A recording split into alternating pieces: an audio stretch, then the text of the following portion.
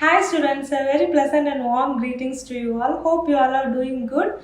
And we have two more topics in Adobe PageMaker chapter. We'll just finish it soon and we'll move to the next chapter. We'll get into the lesson now.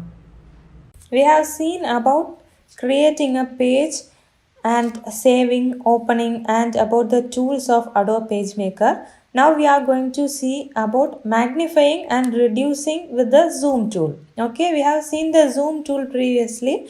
Using the zoom tool, how we can magnify the page. Let's see that.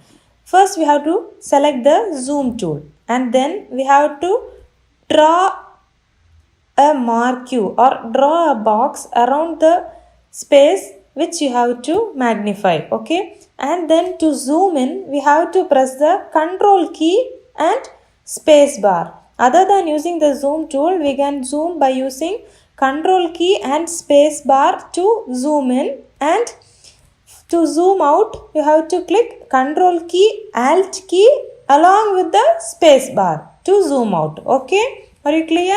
And the next one is formatting a document. Here we can give some font size, font style, and the positions and everything we can change using this formatting tool. Okay, for that we have to select the text first. Which text we have to format, that text must be selected, and then go to type and character. Okay, in the menu we'll have type character, or the shortcut for it is press Ctrl and T at the same time, and a character specification dialog box will be displayed. Here we have font. By clicking the arrow near that, we can select which font we need, and then we have size, leading, horizontal scale, color, tint, type style, italics, underline, reverse, strike through, and so many other options. Using this, we can format the text. Okay, after formatting, after giving the specific style, size, and we have to click OK in it. Okay, next one is character formatting using the control panel.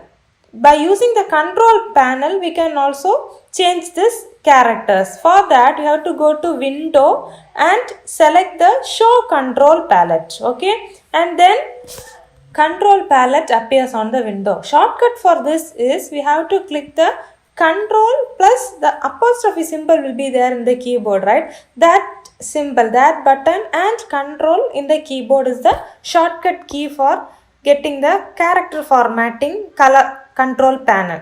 Okay, in this palette we'll have the font style. Here they have given Times New Roman, and then the font size, here it is given as 12, right? That is font size. And then tracking details, here they are giving no tracking, and then here baseline, shift, horizontal scale, leading, small caps, underline, italics, bold. These are the character control palette. Okay, these are the tools in the character control palette.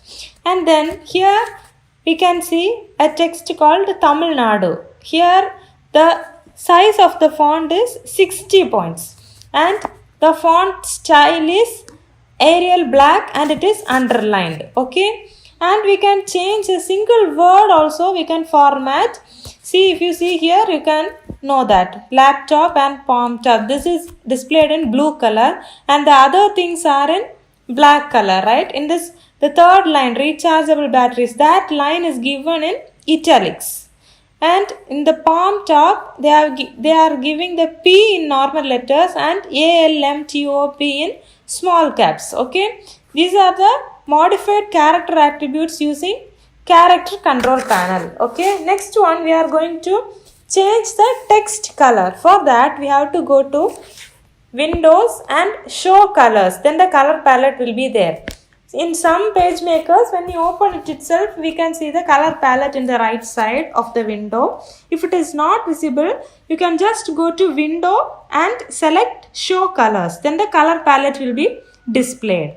Okay, from there we can select the colors. For that also we have to select the text first and then select the colors. Okay, next one is master page. Okay, master page means any text or object that you place on the master page will disappear on the entire document pages to which the master is applied.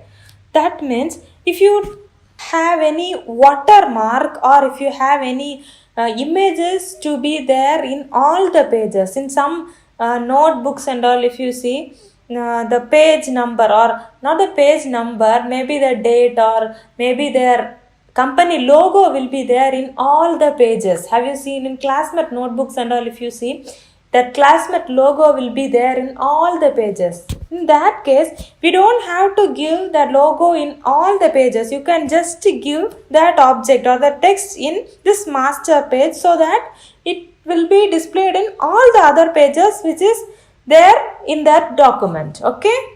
In the lower left corner of the document in this window, if you see, it will be denoted as L and R, right? That L denotes left and the R denotes right. Okay, that is the mark of the master page icon for facing the pages. Okay, if the page is single sided, it will have only the R icon. Here it is L and R. So both the sides of the pages will be typed. Okay. To insert the page numbers, what we have to do is first we have to click on the master pages icon.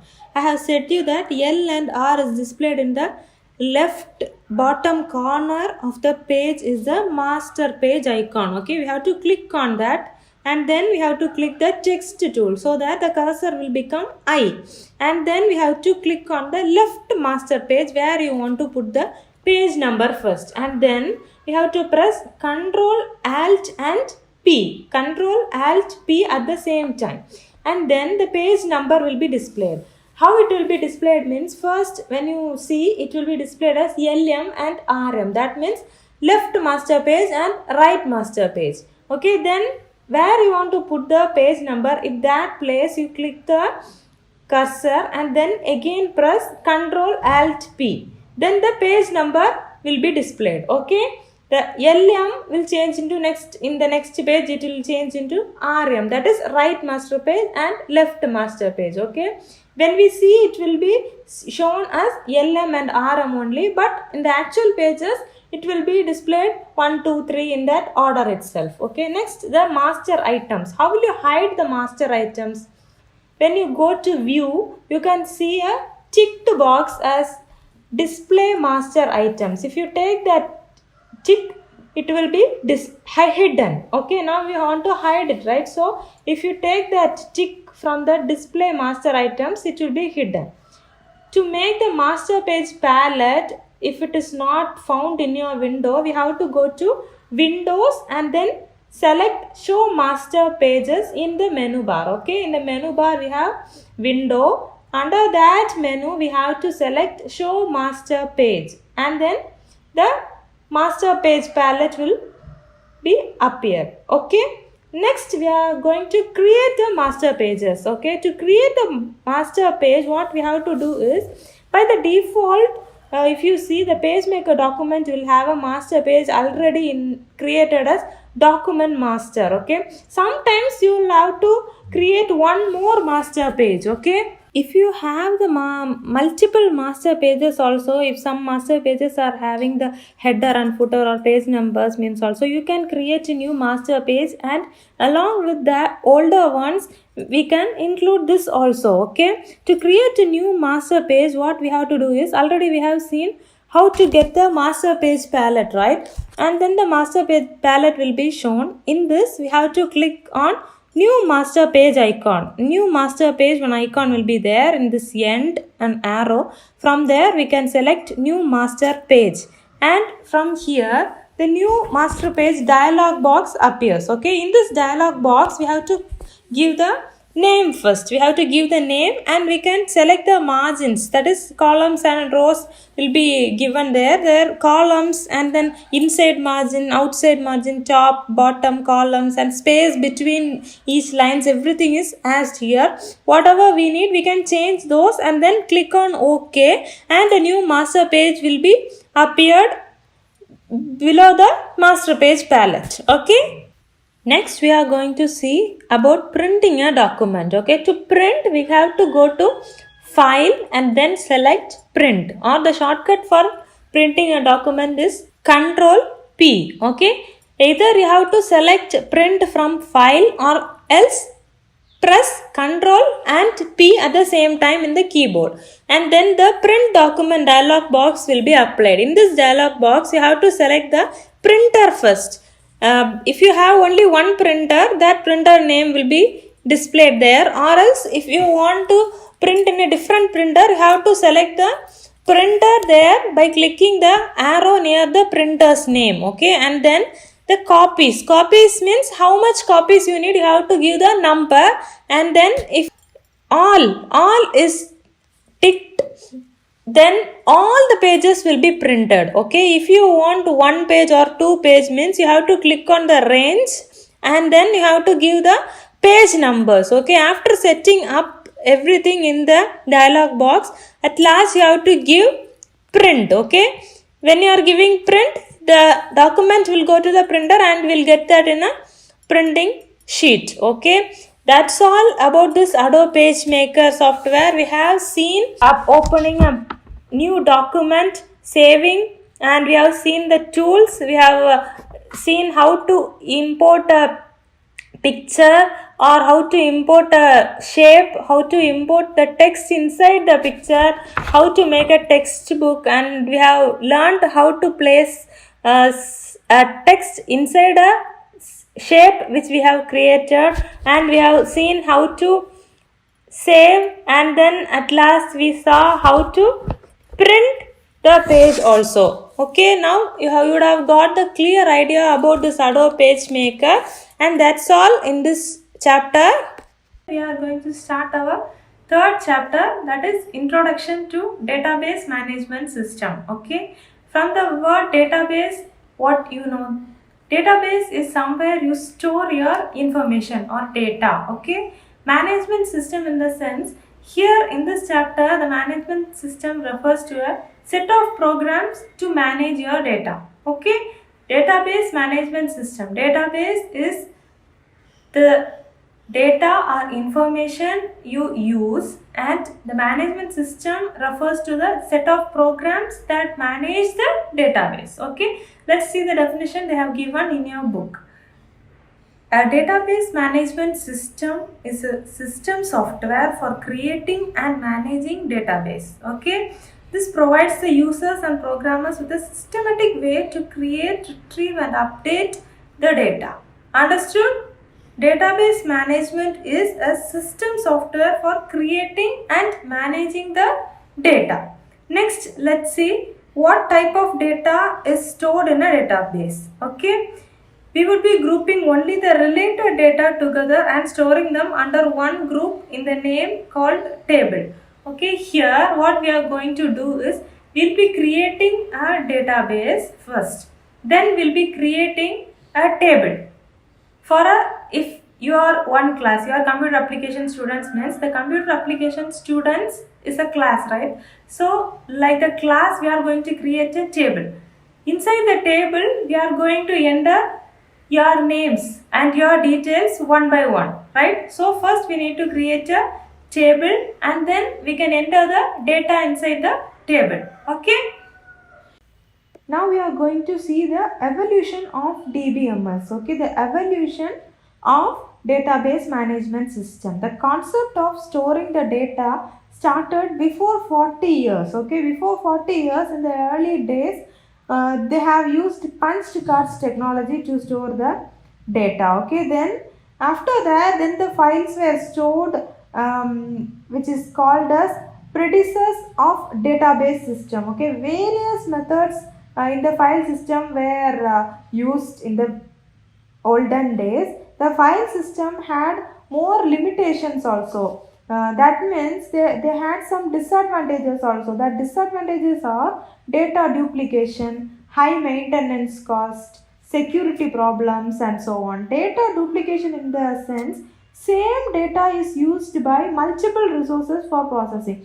That means if you have one name, in this name itself many of them will be studying, right? Likewise, if you have one specific data, that data will be used by various processors. Okay, so that will become many copies will be there, and the spaces also will be occupied by the duplicate copies, right? So data duplication is a disadvantage of this file saving system, right? Next one is, due to this access control and verifying the data consistency, it needs a huge amount of cost. So maintenance cost is high. Okay, and security also is very less when compared to other systems. Okay, next let's see the concept of DBMS, concept of database management system. Okay,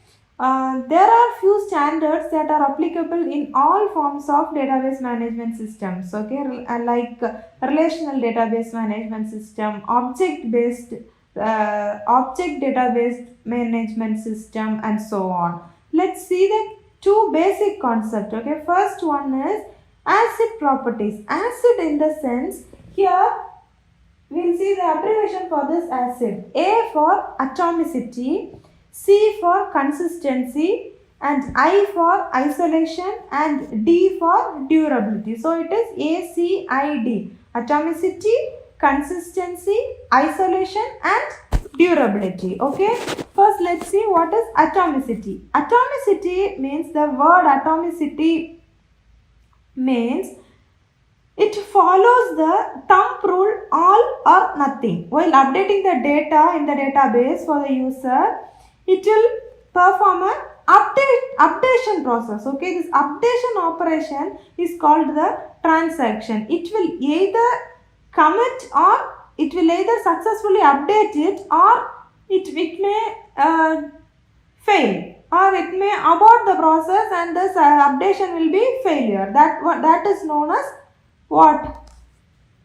Atomicity. Okay, next one is consistency. Consistency means it changes in data value to be constant at any time. Okay, in any time the data value will be changing, right? That data value will be constant. Whatever examples or whatever data are given, it won't be changing. It will have a consistency, so there will be no failures. This transaction will be success. Okay, that is consistency. Next one is isolation. Isolation property is needed during the concurrent transaction. That means when multiple users do the transaction, when many users are doing the transaction or accessing the same object at the same time, this transaction is known as concurrent transaction. Concurrent means many of them are approaching same data in the same time. One operation is done by many of them in the same time, means we'll say it is concurrent transaction. Okay, to prevent the conflict, that means when many of them are using same net at the same time, there will be conflicts, right? We'll have the network issues. So likewise here also conflict will be there in the database updation process or in the transaction process and all. So this is called as the degree of consistency. Okay, now we have seen the isolation property. Isolation means since this conflict is done, we have to make this isolation process. If a person is updating one data, that must be isolated from the other, so that the conflicts won't happen. That is isolation. Okay, next one is durability. Durability is defined as the system's ability to recover all the committed transactions during the failure of storage or system. That means durability. If you take anything, if you take a pen, we'll ask, is it durable? Whether it can resist all the pressure, or how long this can live, how much lifespan does this have? That is durability. Okay, here the durability means full transaction time that this DBMS must resist, and the transaction, either the transaction is successful or failure, the storage and the system storage space will be there. Now in that place the data must be stored. The data should not be lost. The data must be stored even if the transaction is successful or failed. Okay, Then next one is concurrency control and locking. It is the database management systems technique which is used for sharing the data. Okay, when the same data is shared by many users, proper access control is needed. So what we will do is the application data items will be arranged in the order in the priority ways. Which came first will be sent first, and the next one. So we'll have a order by having a controlled, and then it is controlled by locking an order to it. That is concurrency control and locking. Okay, next one is DBMS database model. Here we have hierarchical database model, network database model, relational model, and object oriented database model. Okay, let's see them in detail. First one is hierarchical database model. The famous hierarchical database model was the information management system, that is IMS. Okay, in this model, each record has the information in parent-child relationship like a tree in structure. Okay, when you see this diagram, you can understand. Here we have company, and then it is like a parent, right? Company has the children, users, machines, devices, and applications. And again, user has marketing and personnel. And in the same way, machines also has three branches. So, and the device also has next one are the objects, and the top one, the parenting, that things are known as containers, and they have the objects, right? In this model, we have many advantages like less redundant data, efficient search, data integrity, and security. In this model, we have some disadvantages also. It is very complex to implement. It is difficult in handling since it has many relationships, right? Many to many relationships are there, so it is hard to handle. And the next one is network model. Network model is first developed. Network model is IDS. It is integrated data store at Honeywell. Okay, this network data model is developed in IDS. It is integrated data store at Honeywell. This is similar to the hierarchical, except that in this model, each member can have more than one owner. Okay, the many to many relationships are handled in a better way. In this model, if you see this diagram, there are ABC college, then department A and college library, and again this student has two parents. Can you see that? Department A and college library gives to one joins to one link as student. Okay, here we have network schema, sub schema, and language.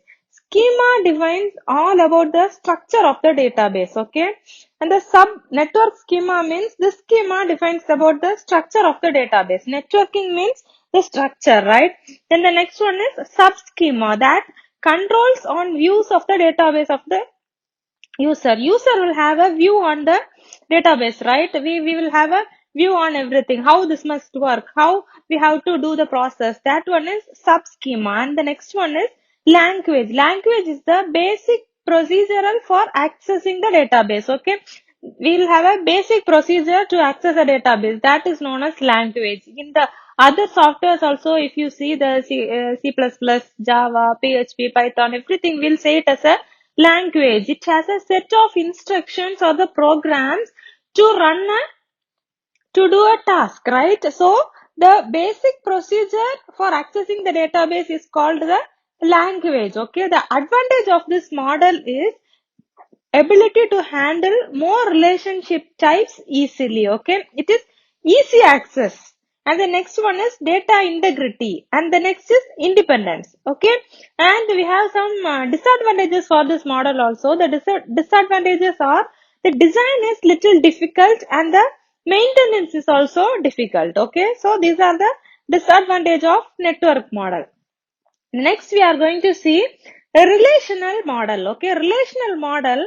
Some of the relational models are Oracle, DB2 are in use. Okay, this is defined by two terminologies, that is instance and schema. Okay, just see this relational database model and you will get a knowledge about instance and schema. Instance means a table which consists of rows and columns. Here if you see, we have 3 columns and in each column has first row is member row, next one ID, next that is row, right? So specifies the structure including the name and type of each column, that is schema, and the table which consists of the rows and columns is instance. Okay, the table is called as a relation also. A relation consists of unique column and rows. We'll say the columns as attributes and rows as tuples. Okay, table can be said as a relation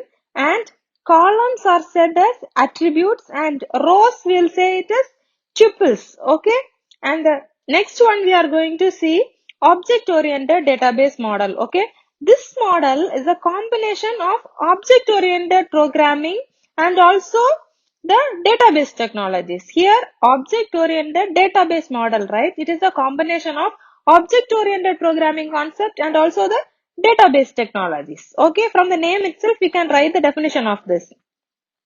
This model serves as the base of the relational model. Okay, this object oriented database model is the base of the relational model.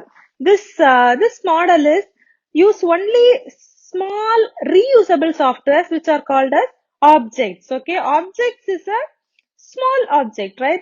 This software can be reusable also, and this is stored in object oriented database. Okay, this model efficiently manages large number of data types. Okay, in the previous database management system and all, it is not efficient to manage this large type, and this object oriented programming, object oriented database can manage large number of different types of data in this model. Okay, the complex behaviors are handled efficiently in this object oriented database model. Okay, when you see this model itself, when you see this diagram itself, you can get a knowledge about it is so complicated, right? It has so many branches, it has so many networks and so many objects in it. So this is a this has complex behaviors. Okay, next and the last one is relational database management system. Okay, and the last topic we are going to see today is relational database management system. Let's see the concept of this.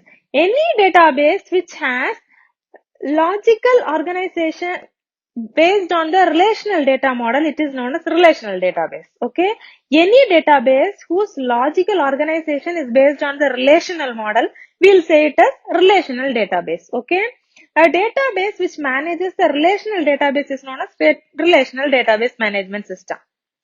From the name itself you can say a database management system that manages a relational database is known as relational database management system. Okay, this is basic for SQL for all the modern data types like MySQL and Oracle, Microsoft Access and everything. Okay, this basic relational database management system, this concept includes database, tables, tuples. Tuples means, as I said before, tuples is rows, and attributes. Attribute is column, schema, and then key. Okay, and this all we'll discuss in RDMS jargons. Okay, this relational database management system jargons. Here we have first one is database. Okay, the most popular relational database is MySQL. Okay, it is a open space SQL database which supports, that means it is an open space database. Open space database management system means it supports for any kind of OS. We'll have Windows operating system. If you have Linux or if you have Apple means if you have Mac also, in any operating systems, this we can use this database management system. So the database, this SQL is an open source database for any type of operating system. Okay, the other relational database available are Oracle, MS SQL Server and MS Access. Okay, the features of this relational database management system are high availability, high performance, robust transaction and support, ease of management, less cost. From the words itself, you would have got the idea. It is available very easily, and the performance is also high. Okay, the transaction and support has a robust. Okay, robust means what? Robust means strong. The transaction and the support is very strong, or you can say it as healthy transaction. You don't have to worry about the transaction or the support. It is so strong. And the management is also easy. We can easily manage the database. And then the next one is less cost. It won't cost so much as like some other softwares. Okay. Next one is table. In this relational database model, this table will be defined as a collection of data organized in a, if you see this diagram, from this diagram itself, you can understand this table has some rows and columns, right? It is a simple representation. Table means, as I said before, table is a relations, okay? The true relations cannot have duplicate rows.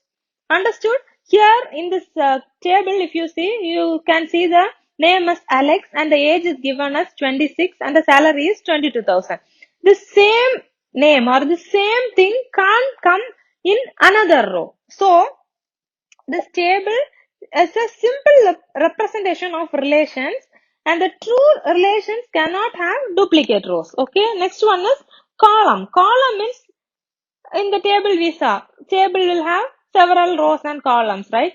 The table can be divided into smaller parts in terms of columns. Each column, as I said before, column is attributes. Okay, here in this table itself, if you see, you will get an idea. See this ID, this is a column. Name is a column. Age is a column. Salary, this is a column, right? And row means a single entry in a table is called as a row. This row can be said as a record or a tuples also. Understood? See in this table, as I said, ID is a column, name Alex, Divya, this is a column.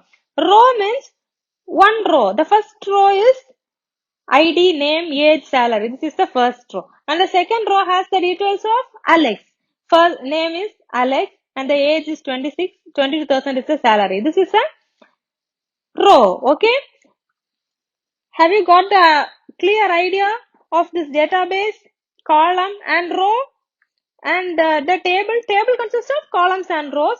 You know what is column and row, and if columns and rows are there, that is a table. Table can be created inside the database. Okay, in this chapter we have seen the definition of DBMS, and then next what we saw type of data stored in the database, right? And then the evolution of database management system, and then the concepts, and then the models. What are the models we saw? Hierarchical database model, network model, relational model, and then the object-oriented database model, right? And then at last we saw relational database management system. In this we saw the concept and the jargons. Jargons had, what all they had? Jargons had database, table, column and row. And about the key we'll see in the next class. Okay. Make sure you read the portions on that day itself and take a note and write all the headings in that chapter and write notes in your note. Make sure that you read on that day itself before attending the next session, okay? So that it will be useful when you are going for the public exam, okay? That's all for today. Hope you have got some idea about the database management system, and we'll continue the rest in the next session. Thank you for your valuable time. Stay home, stay safe, take care.